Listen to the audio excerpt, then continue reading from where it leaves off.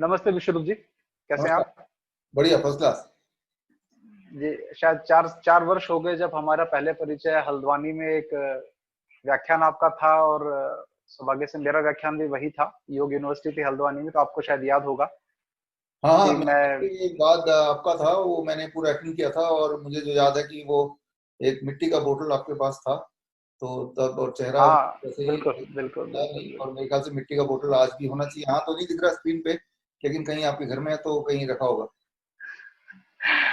नहीं, नहीं, बिल्कुल ये आपकी बहुत याददाश्त अच्छी है कि आपने मिट्टी की बोतल याद रखी है, मैं बिल्कुल मेरे साथ मिट्टी की बोतल हुआ करती थी। तो बहुत अच्छा लगा था, पहली बार मुझे भी पता लगा कि डायबिटीज के ऊपर इतना प्रामाणिक रूप से आपने जो कार्य किया था, बड़ा अच्छा लगा था देखकर। लेकिन 4 वर्ष तक शायद आपके कार्य को वैसे देखते रहे, लेकिन जो आपने कोरोना के विषय में इतना हिम्मत भरा एक पूरा का पूरा जो प्रयास आपका रहा, जिसमें आपको पूरा यूट्यूब चैनल और सोशल मीडिया से पूरा ब्लैकआउट कर दिया गया, तो ये जो मुझे लगा कि सही जगह चोट जो आपकी लगी है, ये उसका प्रमाण है एक तरह से। तो हमने ये निर्णय लिया राजीव भाई के पूरे नेटवर्क के लोगों ने कि आप आपका साथ हमें देना चाहिए।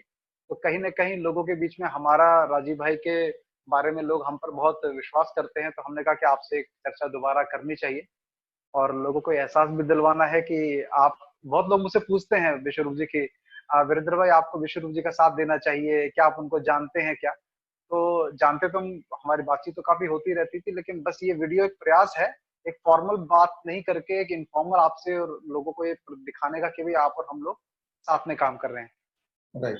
तो बहुत-बहुत धन्यवाद आज आपका जुड़ने के लिए हमारे साथ। थैंक यू, थैंक यू, धन्यवाद। तो कैसा कैसा रहा ये कोरोना 3 महीने पहले और 3 महीने बाद का सफ़र आपका? छोटे से में अगर आप बता पाएँ तो? इसमें ये ऐसा है कि बहुत ही डरावना है ये सफर। क्योंकि डरावना इसलिए, लोग तो इसलिए डरे हुए हैं कि कोरोना ना हो जाए, और मुझे इसलिए ऐसा लग रहा है डरावना क्योंकि मैं आगे देख पा रहा हूँ कि अगर ऐसा ही चलता रहा, षड्यंत्र के इसी तरह से चलता रहा, और वो अगर भांडा फूटा नहीं, तो फिर ये हुँ, हुँ, हुँ, कितना हुँ। ज्यादा नुकसानदेह हो सकता है, कितने आबादी जनसंख्या की हालत खराब हो सकती है, ये देख के बहुत दुख हो रहा है। और हम कुछ कर नहीं पा रहे हैं, सिर्फ बैठे हुए हैं, या करने की कोशिश कर रहे हैं, लेकिन हो नहीं पा रहा है उस तरह से जैसा होना चाहिए। दुनिया के बड़े से बड़े वॉर में भी इतना नुकसान नहीं होता होगा, ऐसा मुझे लगता है। 1947 से पहले हालांकि हमारा आप उस वक्त नहीं थे, लेकिन तब भी लोगों हुँ, हुँ। में इतना दुख या इतनी व्यथा शायद नहीं हुई होगी। अंग्रेजों ने भी इतना उन पे जुल्म नहीं किया होगा, और किया भी होगा तो लगता है ये तो कोई पराया है, तो जुल्म हम सब बंदी हैं तो जुल्म हो रहा है। लेकिन ये तो इंडिपेंडेंट कंट्री है, यहाँ भी ऐसा हो रहा है, तो ये तो देखा नहीं जा रहा। और मुझे लगता है कि खास तौर बिल्कुल। पे हमारे देश में आज भी, मैं तो देखता हूँ हर जगह राजीव भाई की तरह उनसे इंस्पायर्ड लोग, इंक्लूडिंग यू, जो सच को सच बोलते हैं, जो हर तरह से किसी भी तरह से अगर कोई अगर कहीं पे कुछ गड़बड़ हो तो उसमें आगे आके बोलने वाले हैं। इन सबके सब जी। होते हुए भी ये कैसे हो पा रहा है? 4 महीने कैसे निकल गए षड्यंत्र होते हुँ, हुए हुँ। भी? अभी तक कैसे निकल हुँ, गया? हुँ। आज का दिन भी कैसे निकल रहा है? ये सारे सवाल रहते जी, हैं, जी। इन्हीं के साथ आगे बढ़ रहे हैं। बिल्कुल, बिल्कुल। तो मुझे लगता है कि पूरा एक जनमानस जो आपके साथ जुड़ा है, वो एक बहुत बड़ी उपलब्धि भी है अपने आप में कि किसी हिम्मत वाले व्यक्ति के साथ लोगों ने जो है, दिल खोलकर आपका स्वागत किया है।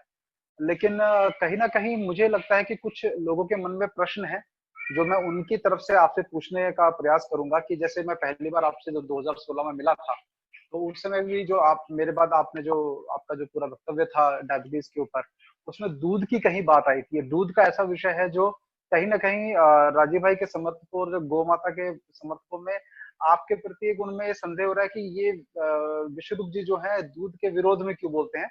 हालाँकि मैं उसको व्यक्तिगत रूप से बहुत सकारात्मक तरीके से लेता हूँ कि आप दूध के बारे में बोल रहे हैं, गाय के दूध के बारे में नहीं बोल रहे हैं, मैं इस तरह से इसको लेता हूँ। तो मैं थोड़ा-सा इस पे चाहूँगा कि एक यदि आपका इस विषय पे एक स्पष्टीकरण हो जाए कि दूध जब आप मना करते हैं तो वास्तविक में क्यों और किस दूध को मना करते हैं? तो एक बहुत बड़ा एक समूह जो है वो आपके साथ और भी जुड़ने को निस्संदेह रूप से तैयार हो जाएगा। इसमें टू स्टार्ट विद, सबसे पहले तो अगर मैं अपना पर्सनल लाइफ की बात करूं, मेरा जो जी। टू स्टार्ट विद मेरा जो खाना है और एक गाय का जो खाना है लगभग एक जैसा ही है। तो सुबह का जी। मेरा रूटीन है कि काफी समय से रूटीन है ये बहुत कम लोगों को हुँ, हुँ। पता है, आपको मैं बता रहा हूँ पहली बात, क्योंकि ऐसी कोई बात हुई नहीं आज तक। कि अपने लिए मैं घर से गाय का खाना लेके चलता हूँ, जो सब्जी है और जो फलों के भी जैसे केला है तो अंदर वाला हम खाते हैं तो बाहर वाला गाय खा लेगा, तो एक सिनर्जी सी मुझे लगती है। और जब हाँ गाय हाँ खाता है और हम देखते हैं तो एटलीस्ट मैं देखता हूँ तो एक संतुष्टि सी होती है कि चलो मैंने आज कोई अच्छा काम शुरू किया या अच्छा काम किया आज, ऐसा लगता है। और हाँ हाँ। वो जो कोई करेगा ये उसको ही पता चलेगा कि ये मैं क्या बोल रहा हूँ। तो ये तो एक बात हुई। अब आता है दूध के संदर्भ में जो आपने सवाल पूछा, ये सवाल कई बार आए लेकिन कभी मौका नहीं मिला जवाब देने का। मैं इस फील्ड में है डायबिटीज की, जो मेरा स्पेशलाइजेशन है ये आया मैं आज से 11 साल 12 साल पहले। तो मैं, अच्छा। हाँ, राजीव जी तो इस दुनिया में 2010 तक थे हमारे साथ। तो उसके जी। बाद ही मेरा मेन, तो 2010 से पहले की जो दुनिया है, हमारा देश भी और दुनिया भी और आज भी, ये दोनों दो अलग दुनिया है। मैं अब बताता हूँ छोटे बच्चे हैं कि तब हमारे देश में, सिर्फ एक उदाहरण लूंगा, 1 लाख में एक डायबिटीज बच्चा होता था। अब ऑफिशियल फिगर है एक अच्छा। लाख में 50 डायबिटीज बच्चे, ठीक है ना। अच्छा। तो पहले के मुकाबले डायबिटीज, ऑटो इम्यून डिजीज, बच्चों का मेंटल डिसऑर्डर, जो चीज राजीव भाई ने अपने जीवन में देखा होगा, अगर आज होते तो उनको बहुत दुख होता कि उसके मुकाबले 50 गुना 100 गुना ज्यादा है बच्चों में। आज आप देखेंगे बच्चों में मेंटल डिसऑर्डर बहुत ज्यादा आप देखेंगे। डायबिटीज टाइप जी। 1 देखेंगे, auto immune disease, skin disease, इतना तब नहीं था, 10 साल पहले नहीं था। क्योंकि मैं 10 साल पहले भी मैं था और आज भी मैं कंपेयर करता हूँ ना। तो जी। मैंने देखा कि जैसे ही ये सभी, ध्यान से सुने इसको और आगे भी पहुंचा है, छोटे बच्चे अगर मिलते हैं जिनमें टाइप 1 हो, इंसुलिन डिपेंडेंट है, उनको अगर हम एक चीज बोलते हैं कि आप कोई भी ऐसी चीज मत खाओ जिसमें एनिमल प्रोटीन हो सकता है, जानवरों का प्रोटीन हो सकता है। तो अब जानवरों का प्रोटीन जिन भी चीजों से है उसको हटा दो अपने डाइट से, और जैसे ही आप हटाओगे तो एक चीज होगी, एक ही दिन के अंदर आपकी इंसुलिन की जरूरत 50% घट जाएगी, 50%। ऐसा हर बार होता है। तो एनिमल प्रोटीन जब हम बोलते हैं तो अंडा, मछली, ये सब चीज आती ही है, और डेयरी प्रोडक्ट भी आता है क्योंकि उसके अंदर भी एनिमल प्रोटीन होता है। और कई बार कुछ लोगों के लिए, सबके लिए नहीं, कुछ बच्चों के लिए उसका बॉडी अपना प्रोटीन और किसी बाहर से आया हुआ प्रोटीन, एनिमल प्रोटीन में डिफरेंशिएट नहीं कर पाता। तो वो ऑटोइम्यून खुद ही अपना अटैक करता है, अपने सेल्स को अटैक करता है। और जब बाहर का एनिमल प्रोटीन स्टॉप कर देते हैं तो अटैक बंद हो जाता है, तो इंसुलिन दोबारा बनने लगता है। सिंपल सा फिनोमिना है। तो फिर मैंने देखा कि ये डेयरी प्रोडक्ट भी और एनिमल फूड भी बंद कर दें तो बच्चा ठीक होने लगता है, कुछ और ना भी करे तो। और ये हर बार होता है और एकदम होता है। So that's how it started.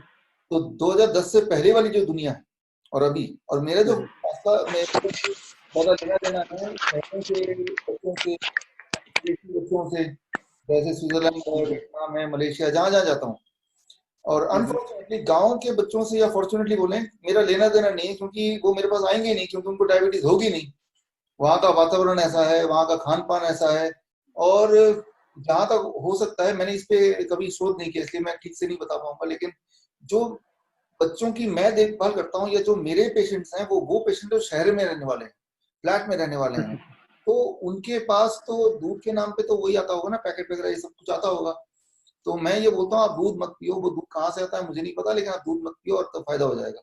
और रहा सवाल जो आप बोल रहे थे, अभी थोड़ी देर पहले ही बात हो रही थी कि जो गाय का दूध या देसी गाय का दूध, देखिए ऐसे लोग जो देसी गाय का दूध पीते होंगे, वो मेरे पास ऐसे लोग तो आए नहीं।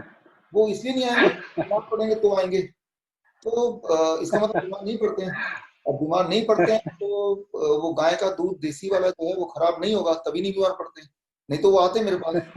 अगर वो आ जाएंगे तो उनको मना करूंगा, लेकिन वो आएंगे ही नहीं पहली बात तो, क्योंकि वो बीमार नहीं पड़ रहे हैं, है ना। तो ये बहुत अच्छी बात है, बहुत अच्छी बात है। इससे लेकिन वो मेरे पास नहीं आए, क्योंकि यहाँ मैं गाँव में भी जाऊंगा तब भी नहीं आएंगे, क्योंकि वो बीमारी।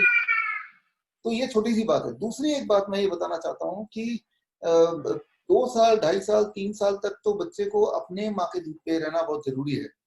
कुछ माएँ क्या करती हैं अभी आजकल के इसमें, शहरों में ज्यादातर, कि वो 6 महीने बच्चे को दूध पिला के फिर वो गाय के दूध पे छोड़ देती है, सोचती है कि अब वो बच्चा पल जाएगा। जबकि तब गाय के दूध पे भी नहीं, वो बाजार के दूध पे छोड़ देते हैं। फॉर्मूला मिल्क बोलते हैं इसको। नेस्ले नेस्ले के मिल्क पाउडर पे छोड़ देते हैं। तो वो दूध नहीं है एक्चुअली, वो केमिकल है जिसको दूध का नाम दे दिया गया है, ठीक है ना। तो बिल्कुल। ये सारी चीजें, तो ओवरऑल चीजों को सिंप्लीफाई करने के लिए मैं बोलता हूँ दूध को हटा दो और आप आगे बिल्कुल। बढ़ो। बिल्कुल। और जब भी मैं बोलता हूँ तो मेरे आगे पेशेंट होते हैं खूब सारे, और पेशेंट जाहिर सी बात है वो गांव के लोग जो है वो पेशेंट टाइप होते नहीं है, वो तो ताकतवर है आज और गाय और गांव वो जगह है जहाँ पे लोग धूप में रहते हैं, 7 घंटे 8 घंटे धूल में खेलते हैं, मिट्टी में खेलते हैं। तो वो है गाय और वही है गांव, उसके अलावा जो है वो बिल्कुल शहर है। तो ये छोटी सी बात है जो हमें और आपको समझनी होगी अच्छी तरह से, कि जो तो बीमार नहीं है वो जो भी कर रहा है वो ठीक कर रहा है, और जो तो बीमार है वो जो भी कर रहा है वो ठीक नहीं कर रहा हो। नहीं, बिल्कुल बहुत अच्छा है।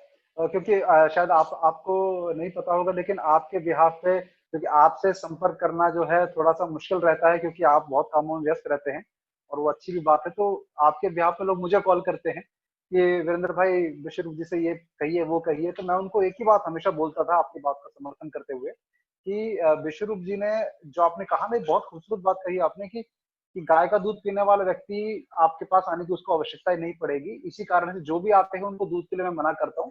वो बहुत अच्छी बात कही। तो और कहीं ना कहीं दूध के विषय में आप भी इस बात से सहमत होंगे कि श्री राम श्री कृष्ण इन सब वो जो शास्त्रों में पूरा दूध के बारे में लिखा है, तो देसी गाय के दूध के बारे में लिखा है। तो हम लोगों में हम लोग उनसे ज्यादा समझदार नहीं है कि हमारे अंदर ये हिम्मत हो कि हम देसी गाय के दूध को बेकार कह दें। तो मुझे लगता है ये आपकी बात का समर्थन करते हुए ही मैं उन लोगों को समझाता था इस बात को।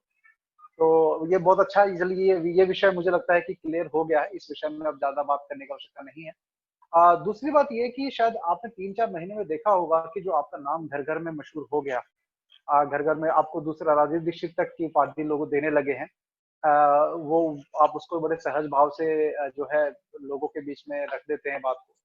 लेकिन बड़ी बात क्या है कि आपके बहुत सारे विरोधी भी तैयार हो गए हैं इस कारण से, जो आपके विभिन्न विषयों को पकड़कर आपके खिलाफ जो है वो, जैसे लल्लन टॉप वाले हुए, एक कोई और व्यक्ति है कोई चौधरी नाम का, जो आप जिसका काम ही है आपके विषय में नकारात्मक डिग्री के बारे में, आपके विषय के बारे में बोलना। तो ऐसे लोगों के लिए आपका क्या संदेश है? क्या आप ऐसे लोगों के को किस प्रकार से आप मानते हैं कि वो क्या भूमिका रखते हैं आपके इसमें?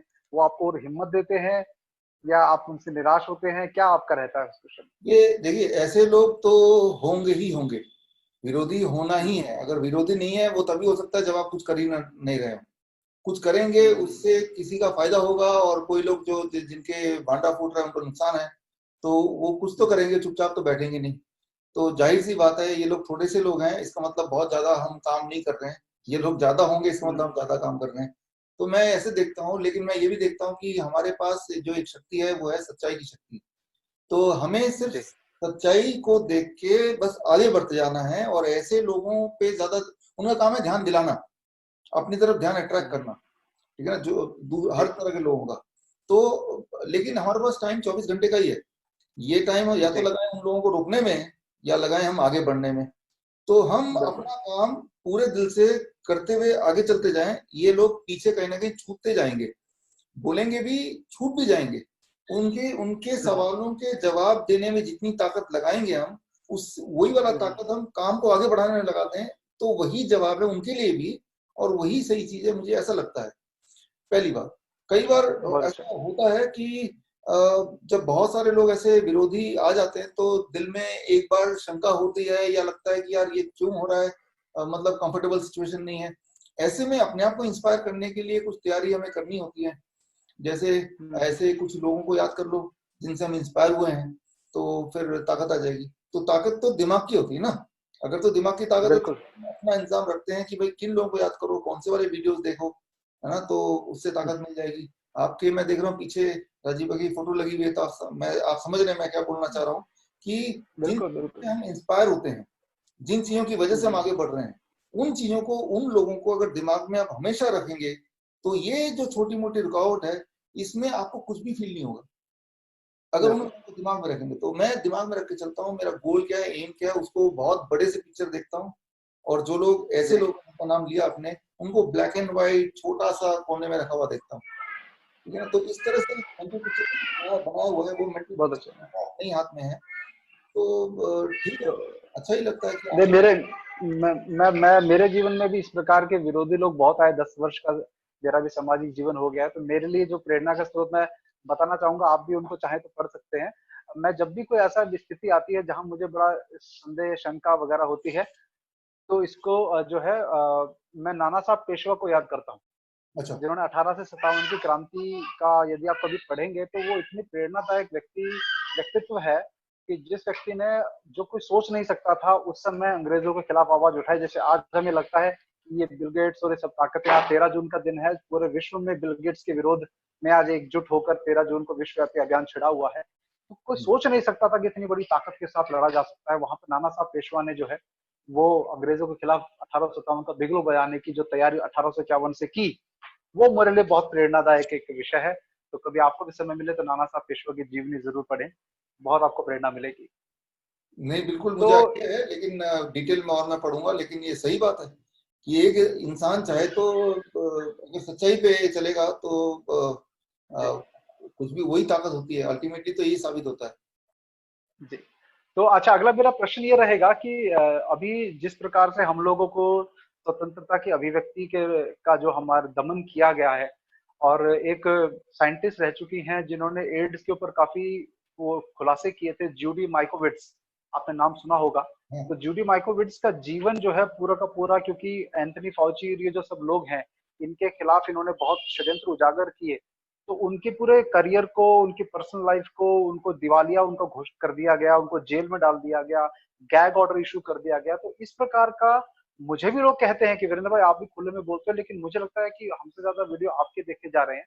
तो इस प्रकार का कभी आपको नहीं लगा कि जब सरकार इस प्रकार का षड्यंत्र मान लीजिए यदि करती है, या इस प्रकार का कुछ करता है जो आपके जीवन पे, पर्सनल लाइफ है उसमें नुकसान, तो आप उसको किस प्रकार से आप देखते हैं कि क्या आपको लगता है कि हमें करना चाहिए कि जिससे आप जैसे व्यक्ति, राजीव भाई जैसे लोगों को जो हम प्रेरणा देते हैं पूरी दुनिया को, उनकी हम उनके लिए हम लोग कर सकें? हाँ, इसमें देखिए दो दो दो दो पार्ट है इसमें। पहले तो मुझे क्या लगता है और करना क्या चाहिए, दो अलग चीजें होंगी। तो मुझे क्या लगता है, मुझे लगता है कि दो ही चॉइस है मेरे पास, या तो हम बोलें या ना बोलें, इसके अलावा तो कुछ हो नहीं सकता। तो ज्यादातर लोग बिल्कुल। जो हैं हमारे आसपास, उनको तो पता ही नहीं कि असलियत क्या है। तो उनके पास एक ही चॉइस है, नहीं बोलने का, क्योंकि उनको वही जो लगता है जो दिखाया जा रहा है उनको। तो वो तो एक्सक्लूड हो गए कि उनको पता नहीं है, तो उस पर दोष हम दे ही नहीं सकते। लेकिन भगवान ने हमें आपको ताकत दी है कि सच को समझने की। तो अब जी हमारे पास दो चॉइस है, सच हमें पता है, हम इसको बोलें या ना बोलें, ठीक है ना। बिकॉज बाकी लोगों के लिए सच और झूठ एक ही बात है, हमारे लिए सच क्या है क्लियर है, और जो दिखाया जा रहा है वो भी क्लियर है। अगर कोई कुछ नहीं बोलता, एक तो ये है आप और हम कुछ बोले ना, तो क्या हम बच जाएंगे? इसकी कोई गारंटी है? कल कल क्या होगा हमारे साथ? सब कुछ सही होगा, इसकी कोई गारंटी है? अगर तो बोलते हैं गारंटी है, तो मैं आपको याद दिला दूं, सभी को याद दिला दूं कि अभी भारत में 30 करोड़ लोग, जो 3-4 महीने पहले 2 वक्त की रोटी खा पाते थे, वो 30 करोड़ लोग आज उनको 2 वक्त की रोटी नहीं मिल रही है। 13 करोड़ लोग ऐसे हैं जिनका घर बार नहीं है, आज वो सड़क पे हैं। और उनमें से बहुत सारे लोग ऐसे जिनकी गिनती नहीं है, जो मारे जा चुके हैं सड़क पे कुत्ते बिल्ली की तरह। तो सही जो बात। करोड़ लोग थे उन्होंने कुछ नहीं बोला था 4-5 महीने से, वो बिल्कुल चुप थे, शांत थे, जैसा बोला जा रहा था वैसे ही कर रहे थे। तो उनके साथ अगर उनके साथ जो उनका कल है, जो उनका आज है, वही हमारा और आपका कल होगा। आज हम कंफर्टेबल हैं, एसी में बैठ सकते हैं और बिल्डिंग में बैठे हुए हैं, लेकिन यही वाला तो उनके साथ भी उनका कल यही था। लेकिन आज वो सड़क पे हैं, जबकि वो हमारे ही भाई बंधु हैं, राइट। तो वो लोग चुप थे। अगर चुप होने से सब कुछ ठीक होता तो उनके साथ खराब नहीं होता। मतलब ये चुप सही बात है। बैठने गुनाह है, राइट। तो चुप बैठने से कुछ होगा नहीं, ये तो पक्का है।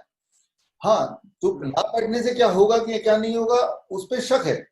आप यकीन तो हम्म, नहीं कर सकते कि आपने सच बोला तो खराब ही होगा, लेकिन चुप बैठने से क्या होता है वो तुमने देख ही लिया, पहली बात।